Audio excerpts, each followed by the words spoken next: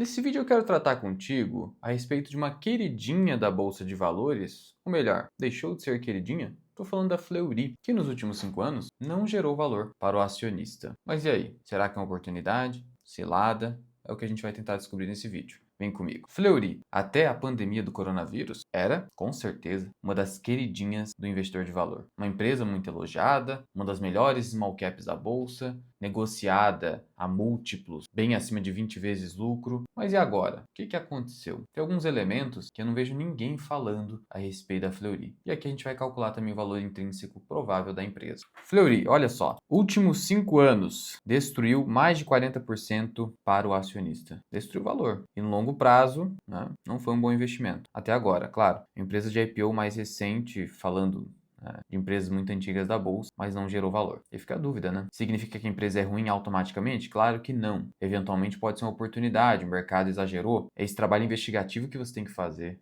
com as empresas. E hoje ela negocia a 13 vezes lucro. Mas é sempre importante você analisar o múltiplo projetado para o ano, porque esse múltiplo que está aqui, ele pega os últimos 12 meses, ou seja, pega o lucro líquido dos últimos 12 meses. Então o que você tem que fazer? Você tem que pegar basicamente o valor de mercado da empresa. Eu vou clicar aqui em empresa no investidor 10, valores detalhados, 7 bilhões e 900 milhões de reais. Agora eu vou projetar o lucro líquido. E aí o que você pode fazer? Você pode vir aqui no último resultado trimestral publicado, que foi do segundo trimestre de 2025, e você vai verificar o seguinte: o lucro líquido foi de 330 milhões. Se eu anualizar isso aqui, eu estou falando de 660 milhões. Então, se o lucro chegar a esse patamar, eu particularmente enxergo a 640 milhões de reais. Isso é importante ter uma estimativa mais conservadora. A gente está falando de 7.900 sobre 640. Preço, valor de mercado, sobre o lucro provável. 12,3. De 12 a 12,5 vezes lucro. E aí, olhando para o histórico da empresa, a gente vai notar aqui que o índice PL atual, seja de 13, 12,5, está abaixo da média histórica. Só esteve nos últimos 10 anos com um múltiplo inferior a esse no ano passado. Só que veja, a ação negociava 38 vezes, 40 vezes, 30 vezes. Na euforia 2019, 50 vezes. Ou seja, a empresa negociava basicamente 400% acima do que negocia hoje. Praticamente isso. Doideira, né? E aí a média ficou aqui, ó, em 25 vezes lucro. Será que a gente poderia ter uma regressão à média?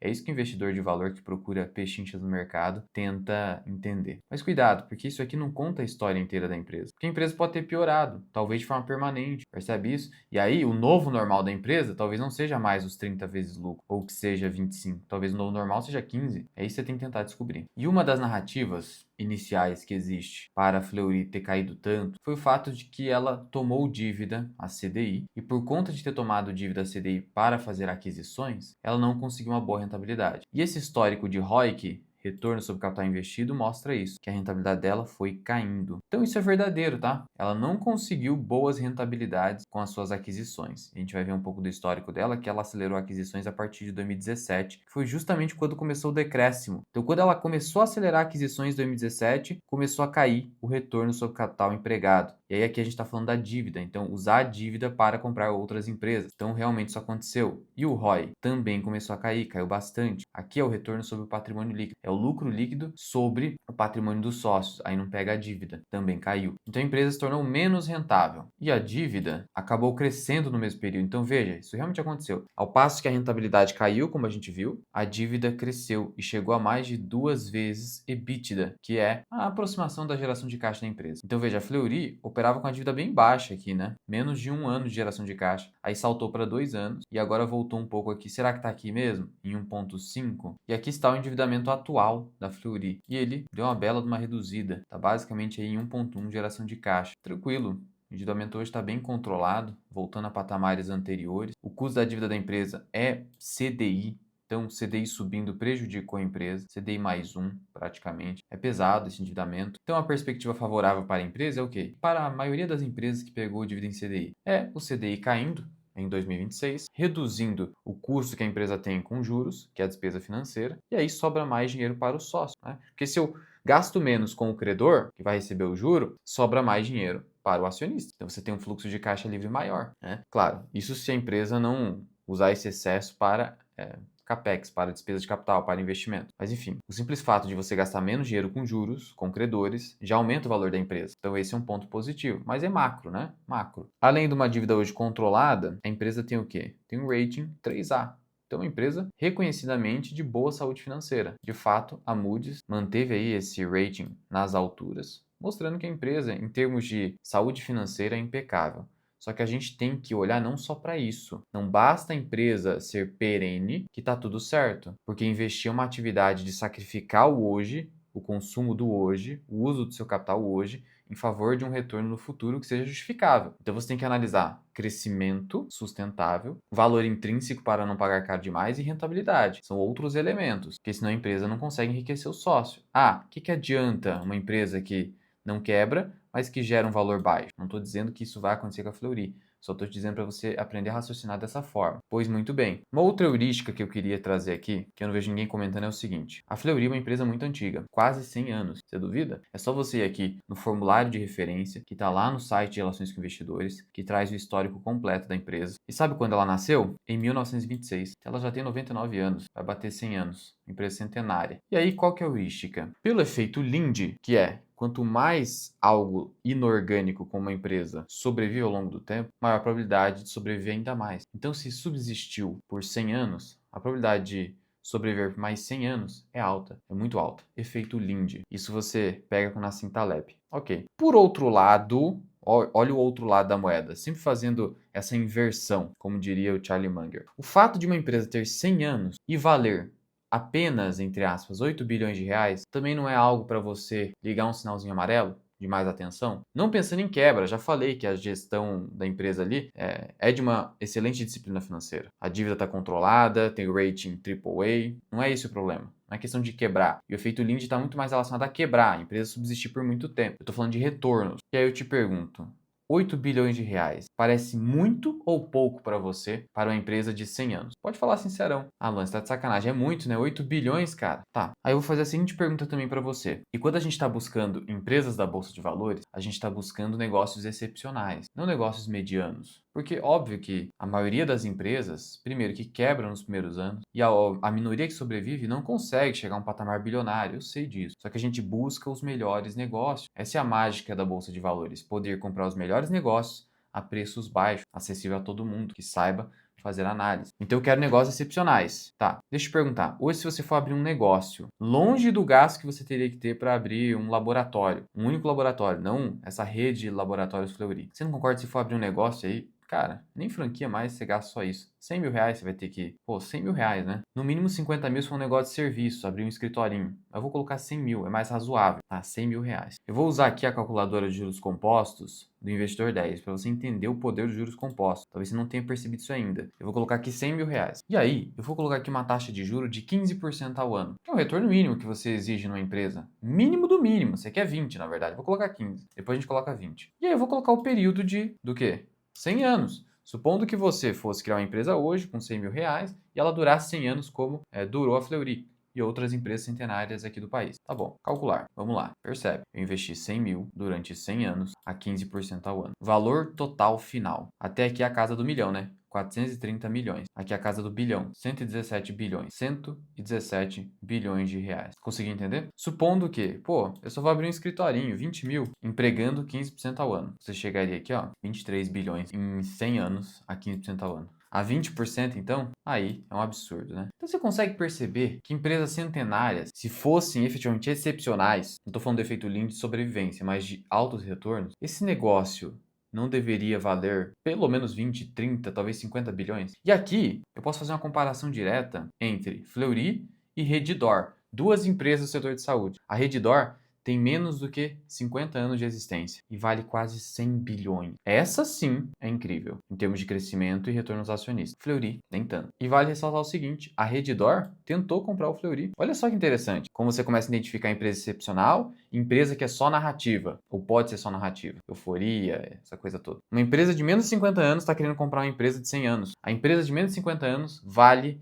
10 vezes mais que uma empresa de 100 anos. Então não basta a empresa sobreviver e ter uma alta saúde financeira. Ela tem que crescer, senão seu retorno vai ser medíocre. E veja, uma empresa que dura 100 anos, se eu empregar 15% ao ano de retorno, Eu tenho vários bilhões. Se você na sua carteira de investimentos conseguir, você tem vários bilhões. Então desconfie de empresa centenária que vale menos de 10 bi, 10, 15 bi. Ninguém vai ter coragem de falar isso. Nesse canal eu te falo a verdade. É um raciocínio simples. Ah, mas lá atrás não tinha real, não era 20 mil. Tô falando hoje, cara. Pensa comigo. Se você colocar 10, 20 mil, conseguir 15 ou 20% ao ano durante 100 anos, quanto você não vai ter? A empresa existe há 100 anos. Para de negar a realidade. O mecanismo de defesa, a negação. Não negue a realidade. Mas ainda aqui não é a história toda. Vamos entender um pouco mais o que está acontecendo com a Fleury. Primeiro, é uma empresa que hoje, olha só, tem muito float. Não é lá uma empresa de dono. Esse é um ponto negativo. Geralmente empresa sem dono, empresa, né? Não é tão tocada assim com gosto, sabe? E aí, como eu falei, a partir de 2017 começou as aquisições, cara. Aí foi aquisição para todo lado. Aí teve a recente combinação de negócios com a Hermes Pardini. E no que ela atua? Hoje ela tem diversas marcas, incluindo a Hermes Pardini, e ela atua basicamente nessas verticais: medicina diagnóstica B2C. B2C é Business to Consumer, ou seja, do negócio para o consumidor. Então, quando eu vendo para o cliente final, unidade de atendimento físicas e serviço de atendimento móvel de medicina diagnóstica. Você tem da B2B, que daí é Business to Business, prestação de serviços para laboratórios diagnósticos e em hospitais em todo o país. Então, é um negócio diversificado. Isso é bom, isso protege receita, dá segurança para a empresa. Novos elos: clínicas de infusão de medicamentos, ortopedia, oftalmologia, centro cirúrgico ambulatorial, medicina reprodutiva e oncologia. Ela atua também em clínicas, ela tem laboratórios e clínicas. Isso aqui é mais novo, tá? E plataformas de saúde, plataformas digitais para integração entre marcas, laboratórios parceiros e marketplace. Uma receita bem diversificada, empresa boa. Dá para ver que é boa. Você vai ver também nos resultados. O que é empresa boa? Que nunca deu prejuízo, né? Olha só o histórico da Fleury. Histórico de lucro, de lucro. Só que será que esse lucro cresceu muito? Qual foi a taxa de crescimento anual desse lucro líquido ao longo do tempo? Isso que é importante. E essa taxa, desde 2009, foi de 11% ao ano. Uma boa taxa, uma boa taxa. Então a empresa cresce, né? Vem crescendo legal o lucro líquido, pelo menos desde 2009. Passou a andar mais de lado aqui após as aquisições. Ela precisa. E aí começou a recuperar a partir de 2023. Então legal, empresa boa. Mas note, eu não quero empresa boa, eu quero empresa excepcional, a preço razoável. Eu só vou comprar empresa boa se tiver muito barata, uma alta margem de segurança. Beleza. Mas agora eu preciso investigar o seguinte: essa narrativa, que não é meramente uma narrativa, porque a gente viu que é verdade, mas será que ela não é reducionista? Reduz a história toda? Que é a seguinte: a Fleury caiu, não está gerando valor, está andando de lado, simplesmente porque ela não conseguiu um alto retorno em cima dessa dívida que ela usou para comprar outras empresas. É só isso que aconteceu com a Fleury? Não. Deixa eu te mostrar. Eu vou pegar 2017,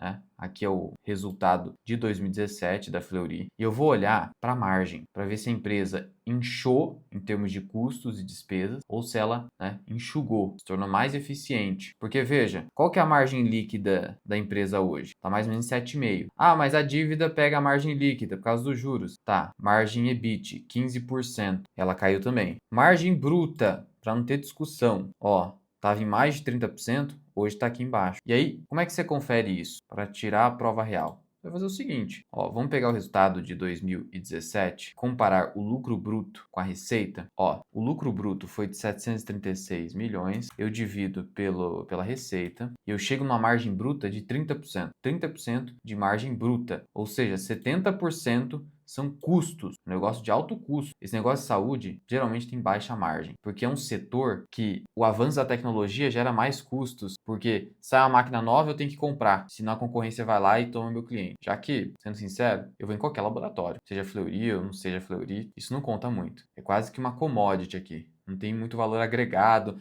não tem um valor intangível na cabeça dos clientes, é difícil isso aqui, tá? Então o negócio tem que brigar por margem. Então o controle rigoroso de custos é muito importante, assim como é no varejo, empresas de commodity também. Tá, 30% de margem bruta. Para não falar que, você está pegando margem líquida, mas tem a questão dos juros, né? A despesa financeira lá atrás era menor, tá bom? Agora eu vou pegar aqui resultado 2024. Qual que foi a margem? Bruta, lucro bruto, 2.143.195, dividido por 7.684, 659, 27%. O que isso significa? Que a Fleury, além de perder rentabilidade com as aquisições via dívida, também se tornou uma empresa de margens menores, simplesmente pelos custos terem aumentado. É um setor difícil em que a população, por mais que envelheça, a renda não aumenta e os custos aumentam sem que a empresa tenha um alto poder de preço. Porque o fato dela estar com margem bruta declinando significa que ela não tem um alto poder de preço. Estou te mostrando aqui qual que é o viés aqui. Então, vamos lá. Fleury é a empresa que cresce o lucro líquido, a trajetória de alta do lucro líquido continua, é uma boa empresa, tem boa saúde financeira, só que as margens pioraram, não só a líquida. É uma empresa de 100 anos que só vale 7, 8 bi. E outro detalhe, a rentabilidade ainda não está muito boa. O ROI atual está em 12 para 13%, tende a aumentar esse ROI com o juro caindo, então vai ficar em 13 no máximo ali hoje. É uma empresa de alto payout, ela realmente distribui hoje 80% do lucro líquido, sinalizando que, olha, será que tem tanto espaço para crescer? E ela já viu que tomar dívida no Brasil para comprar outras empresas não é lá a melhor das ideias. Então talvez ela não cresça mais tanto. E por ela ter piorado em termos de eficiência, ela não vai ter o mesmo múltiplo. Ou não deveria ter, salvo ser o mercado maluco precificando excessivamente. Então eu esqueceria essa ideia de voltar para cá para esses múltiplos malucos. Eu não contaria com essa ideia. Sem falar que, como é que foi o último resultado reportado pela empresa? Vamos aqui em demonstrações de resultado. Olha só, vamos pegar o semestre de 2025. Receita cresceu, ótimo. Lucro bruto, o que aconteceu? Caiu. De novo, dificuldade de poder de preço. Aí as despesas subiram, né? Despesa sobe, inflação com pessoal, uma série de coisas. É inflação isso aqui. Lucro operacional antes do resultado financeiro, antes de pagar juros dos credores e antes também do dinheiro que eu ganho com o meu caixa, 640 milhões. Aí olha só, olha como foi ruim até agora. A receita aumentou, mas aí o lucro bruto caiu,